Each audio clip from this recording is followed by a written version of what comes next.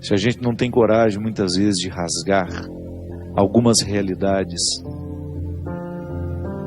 depois jamais conseguiremos viver a libertação dela. Hoje eu até escrevi sobre isso. Muitas vezes nós lamentamos perder, e quando na verdade a gente vai observar aquilo que a gente perdeu, não foi perda, foi libertação. Quantos relacionamentos precisam ser rasgados para que depois eles sejam costurados do jeito certo? Fazer cair por terra todas as ilusões que nós temos do outro, ou todas as pretensões que nós julgamos em cima do outro. Não, o outro não tem que corresponder às minhas expectativas. O outro tem que ser ele. E se por acaso houve uma empatia comigo, ali construímos uma relação de amizade, se não, uma relação de respeito só. Mas é preciso rasgar. Nós precisamos viver o enfrentamento. O enfrentamento que depois vai provocar uma libertação em nós. Enfim, a vida sempre vai nos pedir uma observação. A vida sempre vai pedir de nós calma, paciência, porque com pressa nós passamos por cima de todas essas necessidades e não somos capazes de reconhecê-las. Tudo tem seu tempo, há um momento oportuno para cada coisa debaixo do céu. Tempo de nascer, tempo de morrer, tempo de plantar, tempo de arrancar o que foi plantado, tempo de matar, tempo de curar, tempo de destruir, tempo de construir, tempo de chorar, tempo de rir, de lamentar, de dançar, tempo de espalhar pedras e tempo de as ajuntar. Tempo de abraçar e tempo de afastar-se dos abraços. Tempo de procurar, tempo de perder.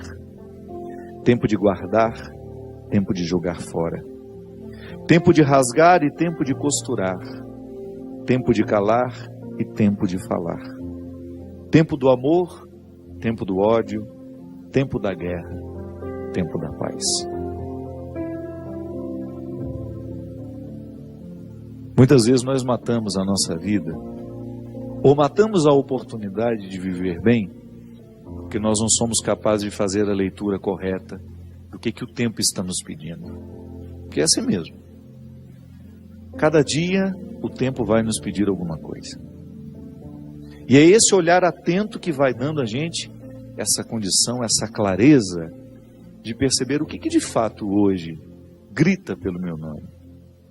O que de fato hoje chama por mim? Qual é a realidade hoje que é inadiável? Minha gente, às vezes nós somos tão negligentes na percepção disso, que às vezes nós desperdiçamos um mês, um ano, 10, 20, colocando o nosso empenho numa realidade que nem era para aquele momento. E é por isso que é tão interessante a gente desenvolver a habilidade de dizer não e de dizer sim. Porque essa é uma habilidade que só a maturidade nos traz. Porque às vezes, porque somos imaturos, nós não sabemos nem dizer não. Não sabemos olhar as urgências do tempo. Então a gente vive para agradar o outro. Não. Antes de agradar o outro, você precisa perceber o que a vida está pedindo de você. Porque nem sempre aquilo que você pode fazer para agradar o outro, está em consonância com aquilo que a vida está pedindo de você. Mesmo que para a gente crescer, nós temos que ter coragem de cortar muitas coisas. A Sagrada Escritura diz, tempo de matar, tempo de fazer nascer.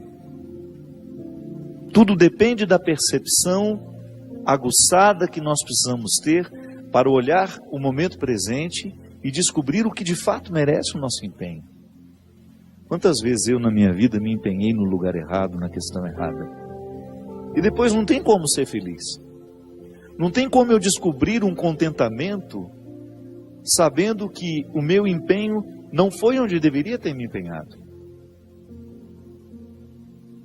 Não há possibilidade de eu me sentir realizado, de sentir-me bem com as minhas escolhas. Porque o que vai fazer com que eu me sinta bem é olhar para o contexto das minhas escolhas e ficar confortável com aquilo que foi escolhido.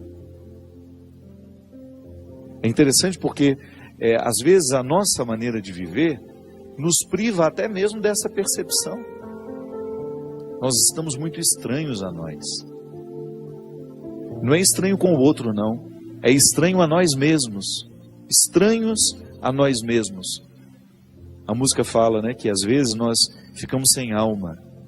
O corpo precisa de alma. Sim, eu preciso de sustento para a minha vida. Eu preciso de significar a minha matéria. Eu preciso colocar alma em tudo aquilo que sou eu. Até na casa onde eu moro. Eu sempre saio de casa, e agora eu fiquei 17 dias fora de casa, porque eu emendei o evento que eu tive em Maringá, depois com a peregrinação, e da peregrinação já fui para o evento de Recife. Fiquei 17 dias sem pisar na minha casa. E a vida tem me ensinado que a casa não é um aglomerado de paredes. A casa é um sentimento que me ocorre. Não é só uma construção material, não. Quando eu entro dentro daquelas paredes que eu construí com o meu trabalho, ali eu identifico a alma que me sustenta. É um sentimento que me ocorre. Nós que voltamos da peregrinação agora, eu tenho certeza que todos experimentamos isso. Quando a gente abre a porta da casa, quando a gente entra, é um sentimento bom que nos ocorre. Isso é alma. É quando a matéria está plena de significados. É quando a gente começa a atribuir um significado que ultrapassa as paredes, os móveis, o telhado ou a laje, o jardim, o portão de entrada. É um sentimento que nos ocorre. E é interessante que a qualidade da nossa vida depende, está intimamente ligada à nossa capacidade de depositar alma nas coisas. Eu não estou falando dessa alma, do significado mais profundo da nossa vida, dessa dimensão espiritual que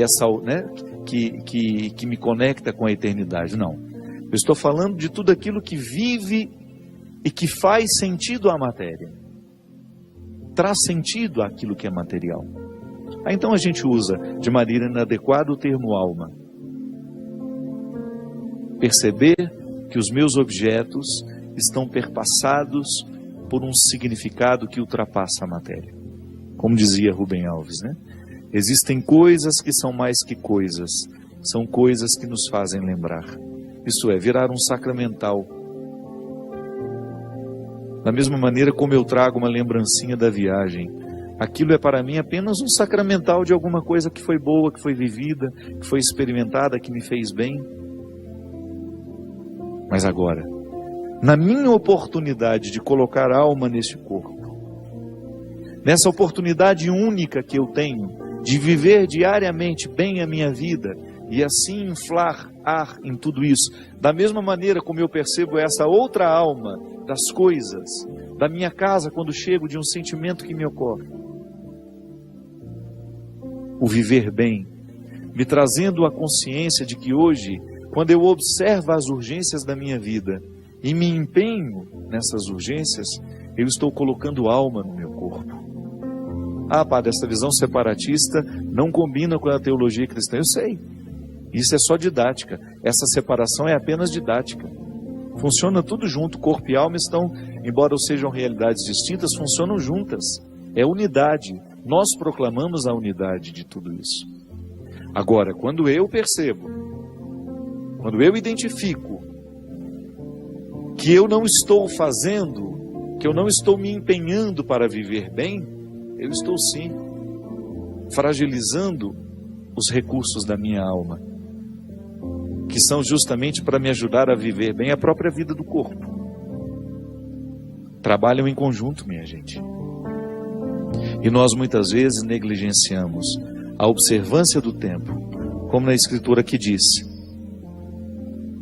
O escritor sagrado fala justamente isso. Tempo de chorar e tempo de rir. Há momentos que a própria vida te mostra a necessidade de chorar. de julgar para fora os seus excessos, de não ter medo da tristeza, de permitir que essa tristeza cave dentro de nós as suas riquezas e que nos ajude a encontrar a pedra preciosa que só o sofrimento poderia nos levar a conhecer. Depois vem o riso. O riso não nasce por acaso. A gente já cantava aquela música também, né? Ando devagar porque já tive pressa e trago esse sorriso porque já chorei demais. O sorriso é o resultado da lágrima bem chorada. O sorriso é o resultado final de um processo de luta que nós estabelecemos, de observar dia a dia qual é o empenho que aquele dia me pede, o que hoje eu preciso fazer para ter o direito do sorriso amanhã. E é bom, você sabe por quê? Porque à medida que nós estamos passando o perrengue, sabendo que ele será construtivo, já nascem pequenos sorrisos ao longo desse processo. Quando a gente fala de um sorriso final, é apenas a metáfora de um processo bem feito, bem vivido. Tempo de abraçar, tempo de se afastar. Quanto sofrimento, né? Em perceber o distanciamento como necessário ao crescimento do outro. É aquele filho que vai embora para estudar.